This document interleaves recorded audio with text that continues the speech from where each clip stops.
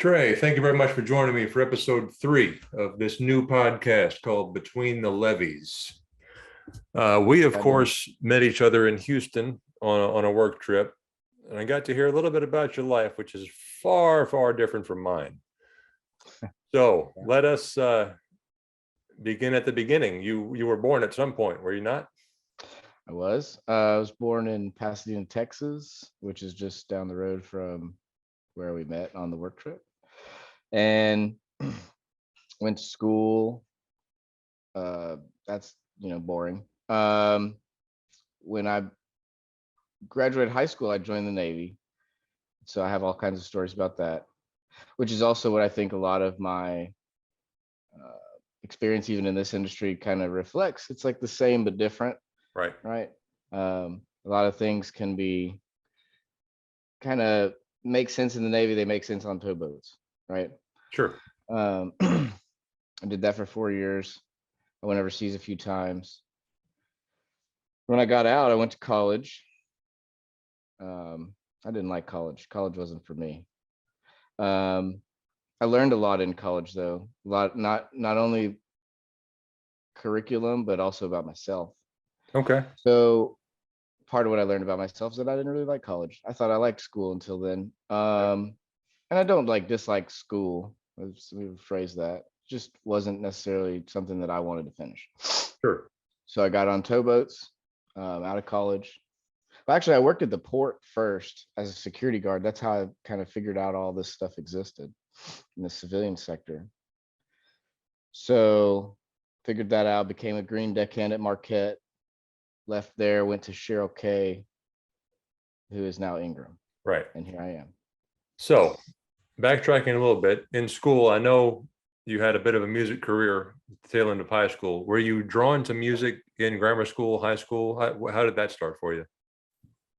Well, my whole family is very musical, always has been my whole life. So there was always musical instruments laying around the house, some in every room. Okay. So it was easy for me to just pick it up and And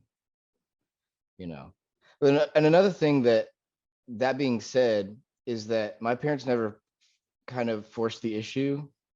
It was like, oh, well, there's a guitar if you want to play it. If not, that's okay, fine, whatever. We don't care. What did they do? What did your parents do for a living? My dad has an MBA, and he is a project manager of medical equipment, big fancy job, I guess. I don't know. He's a project manager. Okay. My mother mostly worked retail my whole life. She was a manager of a retail store, but now she works at a car dealership, and she's like not a service advisor, but she's like the service advisor's boss. Okay. Or something like that. All right. Any siblings? Yeah. I do. I have a sister. She's also musical. She's not interested in towboats at all, though. What does she do? She's in college to be an architect. Good for her. Yeah. Hopefully she'll, finish all that. That's a long road, though. Long road. Absolutely. My sister-in-law is one, licensed in New Orleans. So I know you toured at the tail end of high school, I believe it was. About what, 15, 16? Like 16, 17, and it wasn't anything big or crazy, but we played out of town. We did the whole load the vehicle up with all the gear and make our rounds, and we were trying to pursue that as a career. Ultimately, it didn't work out. How did that group come together? I knew all those guys from when I was a kid, and we all kind of started learning instruments together. We were all into the same stuff. It was just my high school buddies. And then as we learn our instruments, like, oh, you play that, let's do it together. And that group was to date the tightest musical group I've ever played in. And it's just from that history. I mean, we knew everything about each other. So I knew exactly when he was going to change, even if it was too early. Right. He's messing up, changing too early. I know he's about to do it because I know him, and I know that he's about to do that. So it was a super tight group.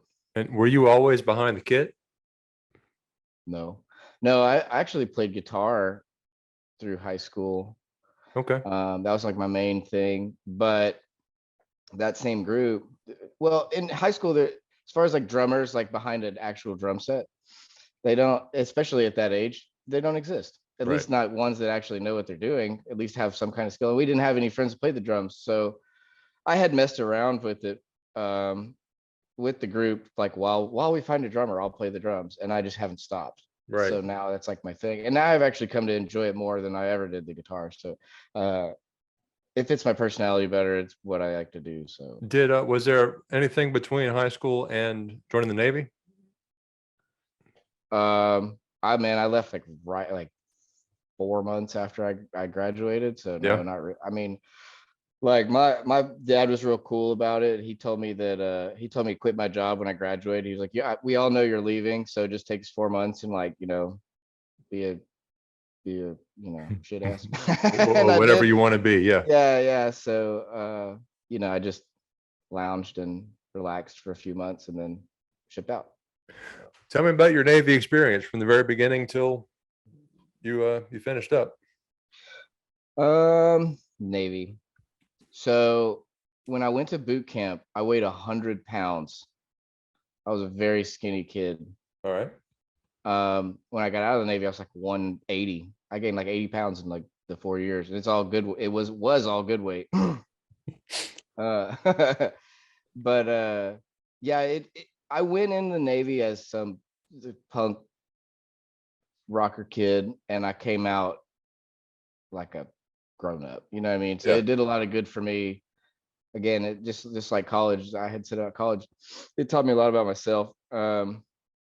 But when I went to boot camp, I did well in boot camp already, because boot camp was really easy for me because somebody told me either it was right before I went or right when I got there. It was like, just close your mouth and do what you're told exactly how you're told to do it. I was like, okay, that's easy. And Right. so I waited through boot camp just fine. A lot of people tell you all these horror stories. I don't have any horror stories but boot camp. I mean, it sucked. I mean, it's boot camp, right? It's not supposed to be a fun experience, but I didn't have any negative experience. Right. I mean, it just was what it is. I just And kept my mouth shut and did what I was told exactly how I was told to do it. what year was boot camp? That was in 2010. So, Okay. Jesus, 12 years. Yep. So, yeah, I went to boot camp. Then I went to my A school in Florida, which was, I don't know, like 5 months or so.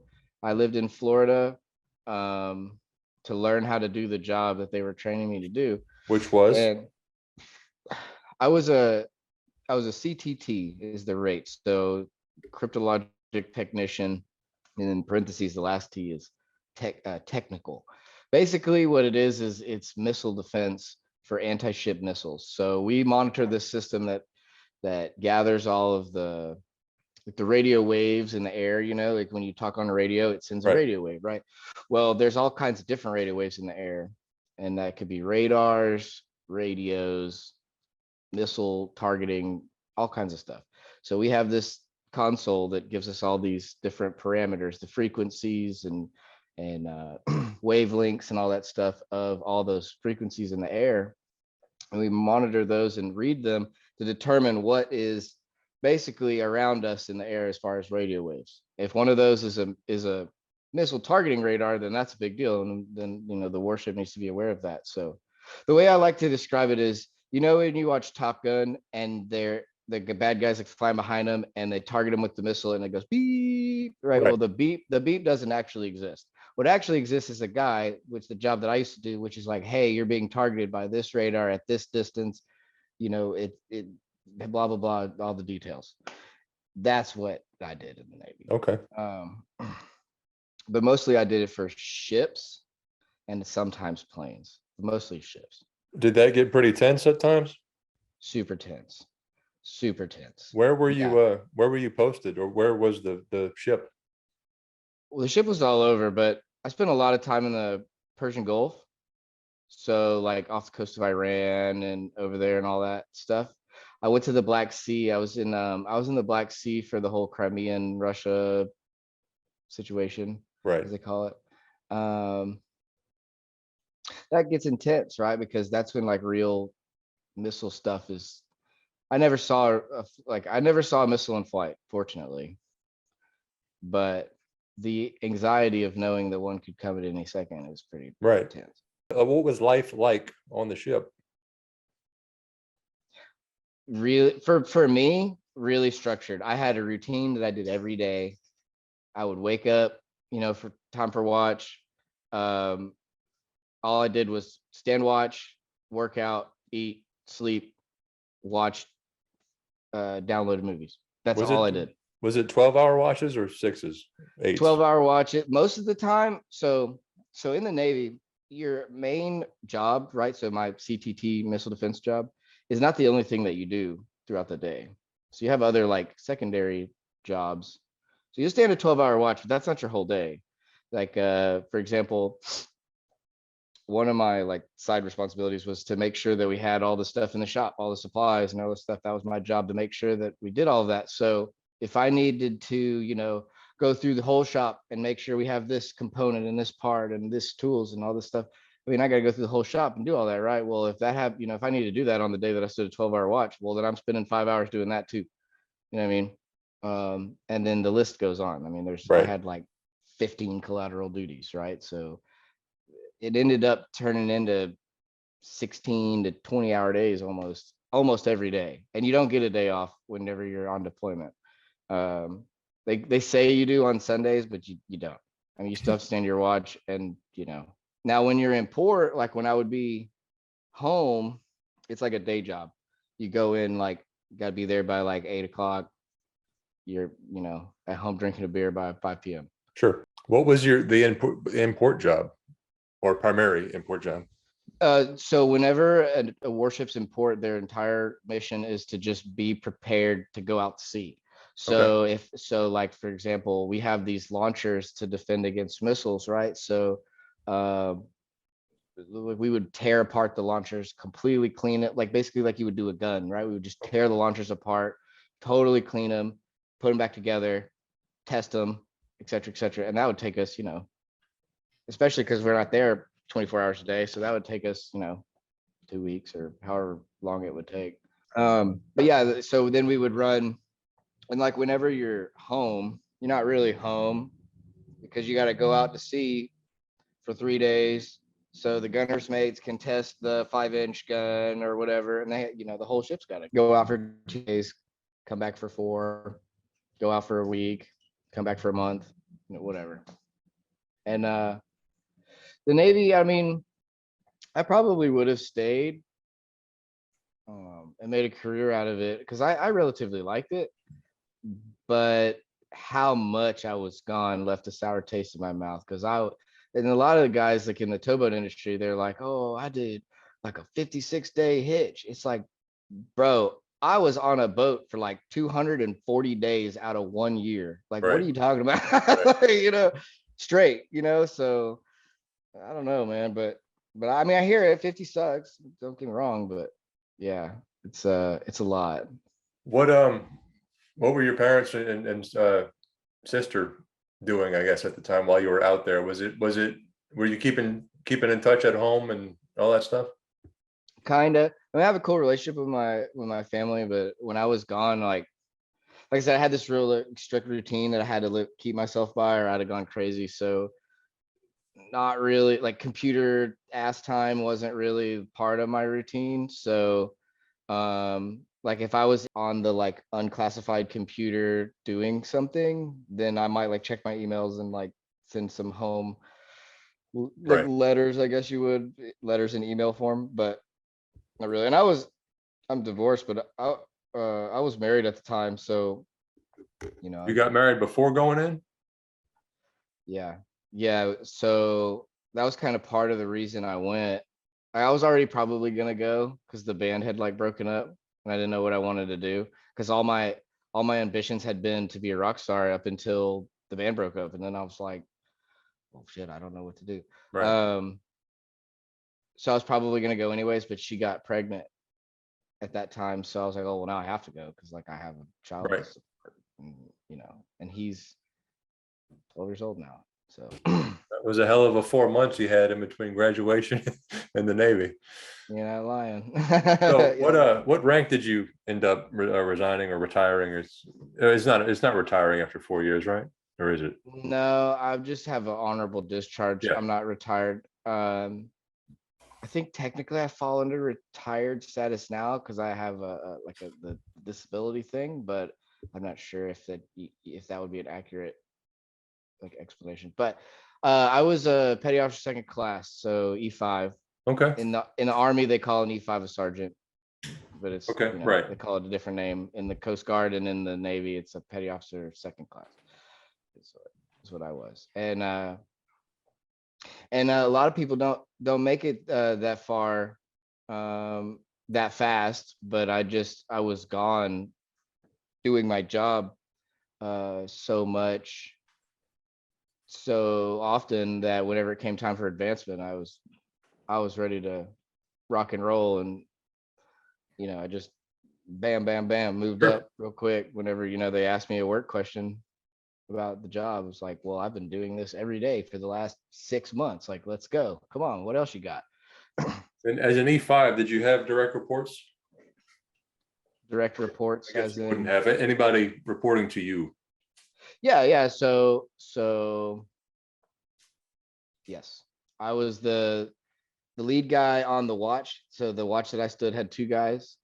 So I'd always have a guy, under me there, but also just everyone in the military, right? There's a ranking structure. So all the guys that even had the same job as me, we're all in a division, as what they call it. And, they essentially reported to me, whereas I reported to the guy that was a rank above me, and et cetera, et cetera. So, Right.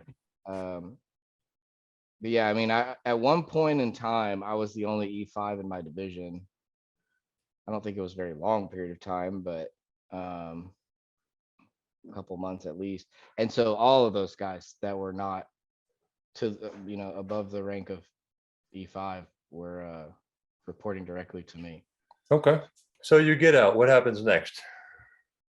Got out and went to business school because I was going to be entrepreneur slash CEO slash awesome businessman. That's what I wanted to do. Yeah.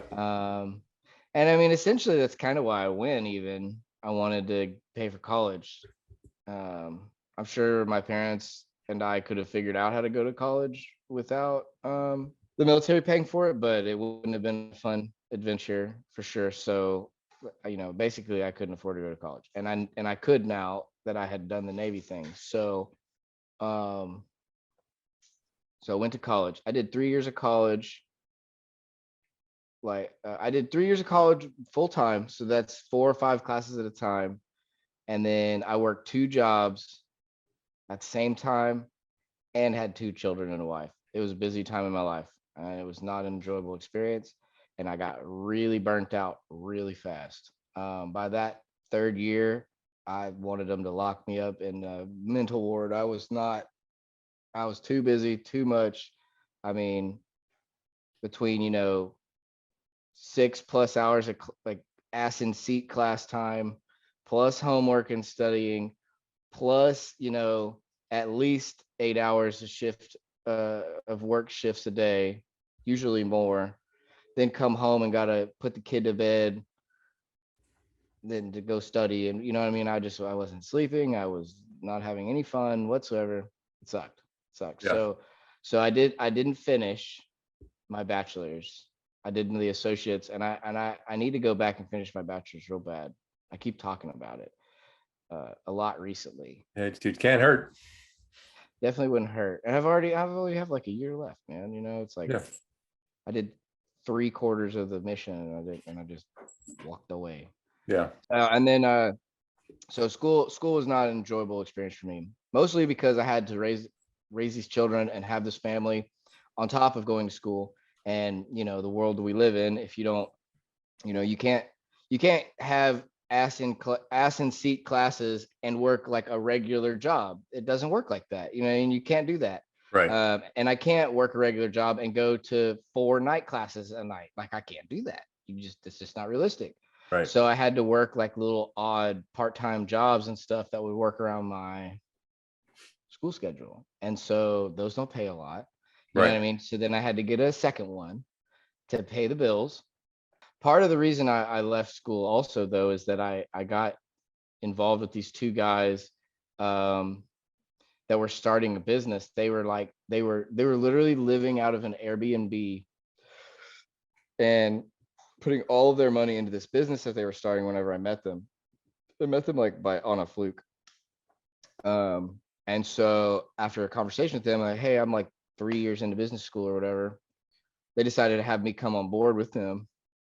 And we were selling water softeners, and we made a bunch of money, but it wasn't, I guess you would say, the right way. Okay. A lot of holes and legal stuff that we didn't really know about. It's not like we were doing it on purpose also, you know what I mean? Like, we weren't like breaking the law on purpose, Right. but we didn't really know better. And we weren't covering our, like, basically covering our bases and like figuring out that we need to know these things. Anyway, so the business essentially got shut down for like not paying taxes and stuff, which we did pay taxes. We just didn't pay enough taxes. It didn't work. Yeah, for real Yeah, though. that'll get you. So yeah. And we like I said, we were paying taxes and stuff. We had an accountant who was supposed to take care of that stuff. We had a lawyer supposed to take care of a lot of that stuff. And they failed basically. And so did we, you know, as like the guys kind of like starting the business and running the business. It's our job, our responsibility to like make sure that all these things are taken care of. And I guess we kind of just trusted the wrong people, and it didn't work out. So then I was left with like no job. Oh, what do I do? That's when I got on towboats. Well, I went to the port and got on towboats. So Tell me about that. What would you do at the port? You said a security guard? yeah, I was just a security guard at the Port of Houston, making like $22 an hour. It's crazy. They pay that, but yeah. And that was just from like Indeed. I was like just looking for a job, and I was willing to accept almost anything that would pay, you know, a decent wage. And the Navy thing made me qualified to be a security guard. And I already had a TWIC card. And so I just applied. They gave me the job. I couldn't believe how much they were paying. So I was like, I'm gonna do this forever. You know? Was But that 12-hour watches too? yeah. Okay. And I actually got fired for that job. I actually got fired from that job, believe it or not, which is the only job I've ever been fired for in my entire life. Yeah. And what was next? Towboats. That was when that was when I knew that like the civilian maritime industry was like a thing. And so whenever I got let go there, I started hunting for a maritime job, because I was like, I don't want to go back to college. I liked this maritime thing for the Navy, so let's do that. And you said it started out on deck with Marquette. Yep, green deckhand, What, Marquette. what was the onboarding process, or the deckhand training, and how was that experience? They did what they were supposed to do, for sure. Now that I'm like more involved in the industry and everything, like I do have like opinions on the way that deckhands are trained upon being hired. I don't think that they really do train enough. For the sake of saying it, that's across the board, right? Not just Marquette. Yeah, across the board. Roger. And I think that the little programs that have been popping up, which like Kenny Brown's doing that maritime throwdown thing, and like he's a friend, so obviously I'm a little, you know, biased to that one. I think it's cool, but I've seen other people kind of doing the same thing where they're trying to get like a universal training culture going. I think that's super cool, and I super support that movement. I think they should do that. But yeah, I got trained in Marquette properly for a green deckhand, considering the training that all of the industry is doing. And I picked it up pretty quick. Like I said, I already knew all the lingo, all the maritime lingo. Like I had been knowing that stuff for, you know, however long. So I already knew all the lingo. The only thing I really had to learn that was new was how to build tow. And building tow is not rocket surgery. You know, what I made myself learn to build tow, to learn how to build tow, and I've tried to explain it to newer guys, is that don't necessarily learn how to lay that exact wire, learn why you are laying that wire, Right. and then because you know why you need to lay that wire in that situation, then you can lay it in all kinds of different ways. Right. You know what I mean? You can do it all kinds of different stuff. So that way, if you learn like kind of the purpose of what you're doing, or for me, I learned like the purpose of what I was doing and not just this exact wire the way that this guy showed me exactly his way.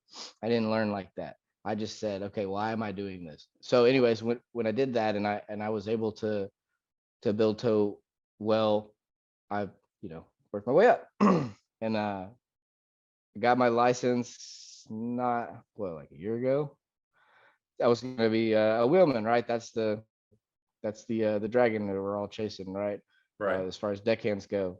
Then an opportunity in the office opened up, and I saw a way for my like old businessman mindset could be combined with the new industry that I really enjoyed.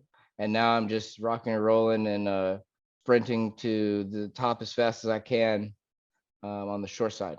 All right, Trey, well, to switch gears a little bit here, we've covered your maritime experience to this point, and it does continue, of course, so that story is not done. But Nope. in the meantime, somewhere along the line, you met a new band or became a part of an existing band. Yes. How did that work out? When I moved to Cheryl K, I was going home every day. I was working in the fleet. I was going home every day. Well, that kind of opened up my opportunity to play music again. Right. The issue with that had been that I had been like out of the music scene for years. I hadn't had time. I had kind of sort of played with like this buddy of mine, my best friend, calling my brother. I had played in a band that he does, but I didn't have a lot of time. And they ended up kind of having a conversation with me like, man, we want to do so much more and you don't have any time. So like, you need to go. Like, fair enough. So at that point, that was all I had done since, high school was that band. That was it. Um, when I got to Cheryl K in the fleet, I was going home every day. I said, cool, well, I want to do this music thing again. Like something I want to pursue. So I played in a few bands. I was trying to get my way back in the scene. I was staying up too late to just go to like local shows and show my face. That's something you got to do, and I spent a lot of time and effort just kind of inserting myself into the music scene. And even if I would just go to a show, even I had to work the next day, you know what I mean? And I would just do a 12-hour deck shift. I would go to this show across town and just show up, say hi to the people that I recognized, stand there for a while so that other people saw my face, and then leave and go home and go to bed so I can go to work the next day. I did that for a while. Well, ultimately, that worked out because people started knowing who I was. So I got offered by this band, the Black Market Tragedy band, to audition. Their drummer it was all in the COVID stuff, and his views on COVID and the rest of the band's views on COVID didn't agree, and they wanted to keep gigging and stuff, which a lot of bands were still gigging in COVID, by the way. Like a lot were still gigging, Right. which may not be the safest thing, but it is what it is. And so they still wanted to gig during COVID, and that their old drummer, he just was not having it. And I guess I don't know the whole story, but he left the group, and they needed a new drummer. So I was asked to come audition. I auditioned. That was approximately 2 years ago that I've Right. been playing with BMT, and they're great. I really like the group. I learned all their songs pretty quick. We've got a whole album's worth of new stuff that I've done with them. The recording process has been real slow. They all work, I work. Nobody's going anywhere. We all know that. We all get along real well, so we're not in any real rush. A lot of times people ask me like, man, like you posted on Facebook that you were in the studio 4 months ago. Like where's the stuff? Hey man, it'll get done when it gets done. We only gig like maybe once every 2 or 3 months. One, we're busy, but two, also is what I found, and they agree, is that if I play every weekend, no one's gonna come. You're not gonna come see me 3 times in 2 months. There's no way you're gonna. No Right. one wants to do that. Like people come out and support and enjoy the tunes and everything, but like there's so many other things you could do with your weekend. So So we don't play as much as some of these other bands. That being said, we're also not trying to be no rock stars or anything. This is like a hobby, like I'm a towboater by trade. That's what I am. That's the industry that I work. That's how I make my living. This is my hobby, right? I don't watch footballs on Sundays. I play the drums, right? Like that's what I do. So um, it's a fun hobby. It does get a little expensive sometimes, but that being said, sometimes it'll pay for itself. It's a hobby that pays for itself, right? Like watching football on Sundays ain't gonna pay you no money. I Right. get paid, I'll get paid on a good night. I could walk away from a show with $800 in my pocket. You know what I Yeah. mean? Like, that's not every show, by the way. That's me kind of like not exaggerating. Like it has happened, but doesn't happen often. All good. But All good. but What do your bandmates do for a living? What's their day jobs? uh, well, Matt, the bass player, actually, he just retired. He doesn't have to work ever again. And he's not even that old. Like I think he's like late 40s. Retired from what? He was a plant worker. I don't think he was an operator, but he Okay. did something at the plants. I'm not quite sure exactly what he did, but he uh he did his money right throughout his life, and he's done. He don't have to work no more. I Good think for he's gonna him. go get like some kind of job to keep himself busy. But that's the thing that's kind of, I guess, on the down low about the band right now is that we're kind of taking a little break, like definitely till the end of the year. Um, Maybe a little longer. They're gonna go travel around the world and stuff, or do whatever they're gonna do. Like he just retired, and like I totally respect and understand that. So, and I'm sure any fan, if you would call them that, would also understand. I mean, he's gonna go be retired for a little while. So like we're not even practicing. Like I haven't even seen them in a month, which again is fine. It's understandable. I've got other stuff going on anyways. I just we're doing the Renaissance Fair thing this weekend. We just made it. We went out there, came back today. We've only been home for a few hours, and then um, she's got to do a couple hours at work tomorrow, and then we're gonna go back up there and stay the whole weekend. So doing stuff like that, where it's like if I had a gig to play, we wouldn't be doing that. Well, okay. So you were married very recently, I believe you said last weekend. Yes, I did What get married last weekend. It how was that ceremony? was good. So we did a little different. I guess you would say unorthodox. Roger. We went just her and I. We flew out to Denver and went up to the top of a mountain. Actually, where we went it was called St. Mary's Glacier. We found it while we were up there. It was like very tip top of a mountain, like at a frozen lake, and that's the scenery that we like. You know what I mean? Okay. All right. Fall. It's fall right now, so like all the leaves were like orange and red and blue and stuff. But there was still snow. It's really cool, really pretty. That's where we went, and then her and I, just the two of us, drove up there, said the things that we wanted to say to each other, and then when we came down the mountain, considered ourselves married. So I guess technically we're not officially married even yet, but we are. As far as her and I are concerned, we are. Yeah. Certainly married enough, it sounds like. Yeah, we had a cool trip. We just stayed out in the mountains and kind of like we're like recluses, I guess you'd say, but like tourist recluses. Right. And we just took in the scenery, and it was really nice. It was really nice. It's really pretty. It's really enjoyable, and it was a very refreshing trip. I'm ready to get back to life. You know what I Sure. mean? Well, I know there's a job change coming yet again for you pretty soon. Uh, what will Yeah, you hopefully sooner what, rather than later, man. right. What will you be doing in the industry? I'm gonna be the crew dispatcher for Houston. I'm really excited to start. I like the fleet dispatch thing. I've enjoyed it. When the position opened up for crew dispatch, though, I had to jump on it. I see room for improvement that I think I have ideas to fix. Now I'm sure everybody says that when they're going into a new position, like, "Oh, I'm going to change the world." So we'll see what I can realistically pull off. But I'm excited to at least get a swing at it, right? Now that being said, and all that is absolutely true, but now I'll have more of a schedule to pursue my music stuff, which is, that's what I really enjoy. That's like my passion. Right. So with the new position, I'll have, because I've been working, even as a fleet dispatcher, I've been working the 14 and 7 12-hour shifts, just like the fleet guys over there in the Houston fleet.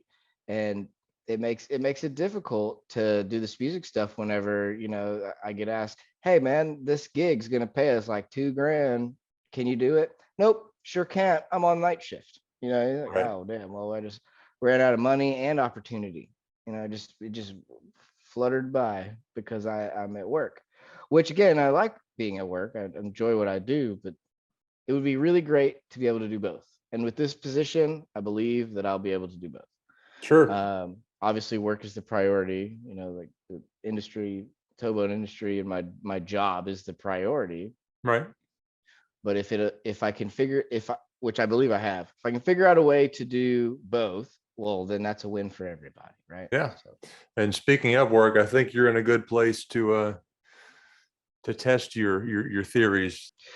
well, so it's just like one small example about what I say room for improvement is that as a deckhand, right, for Marquette and Chilkay and now Ingram, and I've dealt with crew dispatchers, right, from the opposite side, as you know, not opposite Right. side being not the crew dispatcher, right, the Right. person Right. having to deal with the crew dispatcher. And what I always hated the most was that they just seem like unreachable, and they seem like, and this isn't any person in particular, I'm just saying like overall broad experience of my experiences. Just kind of I felt like I was treated kind of just like a number, an employee number.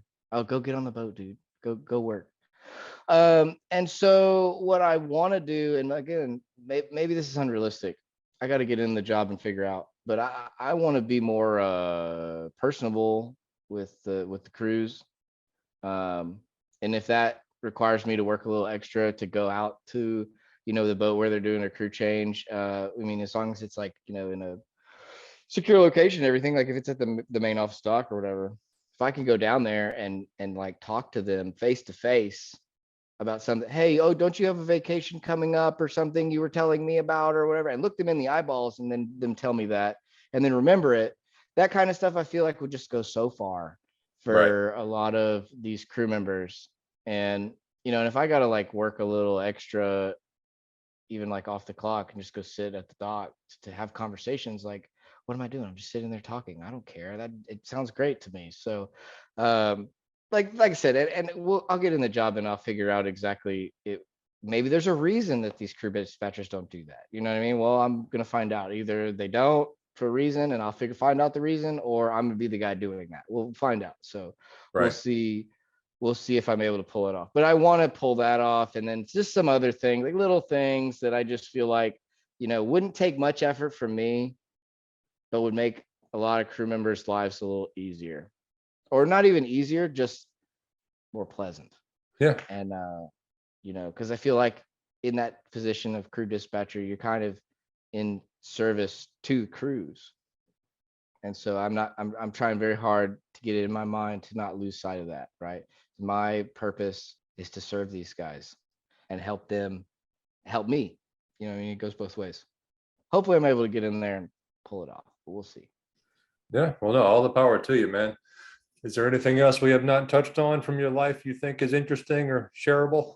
Man, I guess I would just say, if anybody's interested in the band, it's the Black Market Tragedies where you find us on the Spotify and the YouTube and the Facebook and the Instagram and all the things. We are recording new stuff, a lot of new stuff, and it'll be done right when it does come out. So, it's for if anybody is like waiting on it, which I don't know of anybody that's like sitting there waiting on it, but if anybody is waiting on it, it's coming, I promise, and it'll be I good can whenever name a it's done. mutual friend that might speak differently, but we'll cover that some Oh, other time. yeah. I mean, I know that people enjoy the tunes, and that really makes me like super happy when people enjoy the tunes, man. Super happy, because I mean that's essentially what, like, the reward, right? Like, it's easy for me to just look at like some cash that I'm given and be like, oh, reward for my my hobby. But the real reward is when people enjoy it. Sure. That's what like gets me all pumped up. Yeah. When people come and like, they buy the t-shirt at the show, and then I see them in town or like on Facebook, like a picture of them wearing the t-shirt, I'm like, well, that's the good feeling right there, Yeah. man. I really dig that. So yeah, just it would be cool if everybody checked out the band, and if you like it, send us a message and we'll play your birthday party or something. Maybe not, but it'd be cool. All good, man. Look, I appreciate your time. But Ready? all right, man. It's good to talk to you. You too, And bud. I will see you soon.